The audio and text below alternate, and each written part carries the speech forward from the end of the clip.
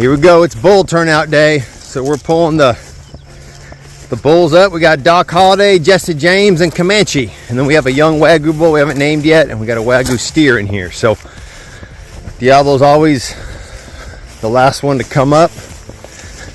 I keep calling him Diablo, although we changed his name to Doc Holliday because he's a lunger. So here they are. This is our yearling bull right here on the left. Originally we were going to name him Cheyenne, but just after a while didn't like that one. And we got Comanche here. So he's a 2-year-old. Jesse James is a 1-year-old.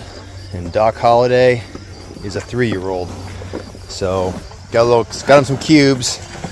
We'll give him one last high protein meal where we load him up. So should be an adventure.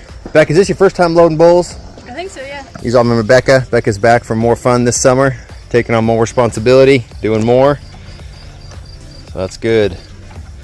Pretty happy with how Comanche's developing out. Pretty thick neck right there. If you watched my original video a while back when I first got him, I was going to shop for bulls. And I told myself I did not want to get a white-faced bull.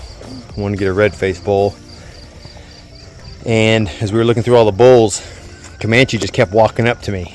He'd just walk up and he'd smell my hand. And I was like, I'm not getting a white-faced bull. So we went to a couple different properties where there were bulls at, and his demeanor just really couldn't get over it. So here we are. We have a white-faced bull and Comanche. But I always say I didn't pick Comanche. Comanche picked me.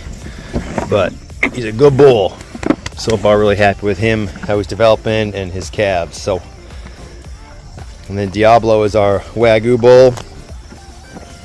Really high marbling genetics, so real happy with him. So, all right, we're gonna get them loaded up here in a few minutes and start the breeding season. All right, we got them loaded up. Becca, how'd that go? It went so well. Diablo was the best.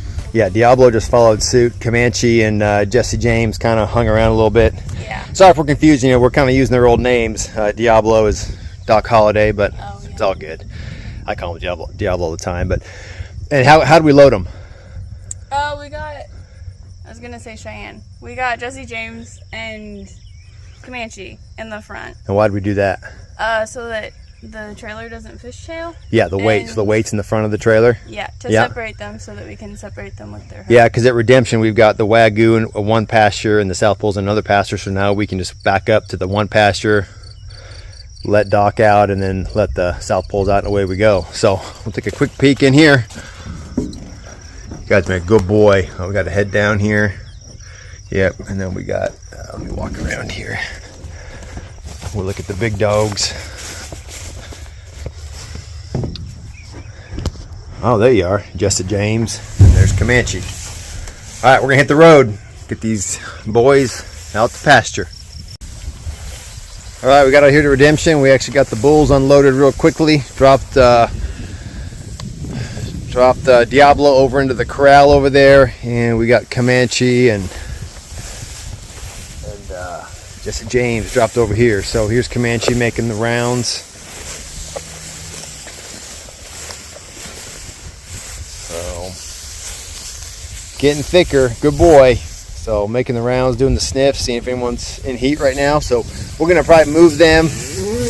Got pretty thick forage here. They trampled a lot. They're grazing a lot. So we're gonna keep moving them through this pasture here for the next week, and then we will start to move them back further into the property for the next 60 days with the bulls. So glad that breeding season has begun. All right, so it feels good to get the bulls turned out. We're out here on this pasture where we're going to be moving the Wagyu herd to.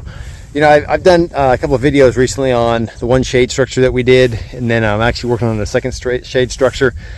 I had a real cheap idea to see how well this works. I'd actually just put 2 8-foot T-posts in.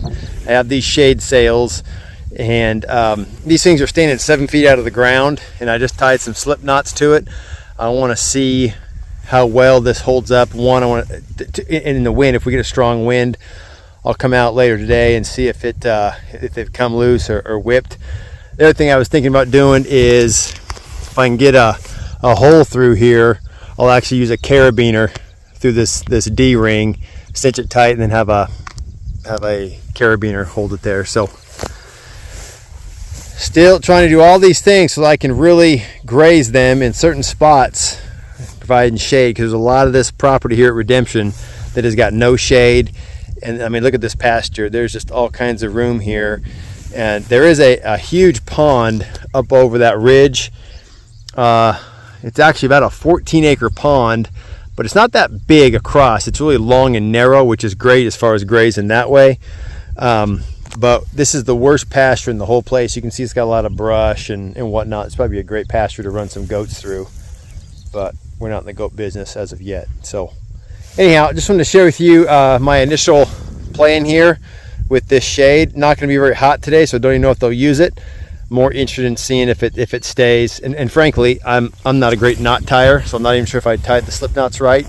But I was yanking on it, and they were holding steady. So we'll see how it turns out tomorrow. So thanks a lot for watching, everybody. Real happy with getting the bulls turned out here at Redemption. So God bless. Hope you have a great day, and we'll see you in the next video.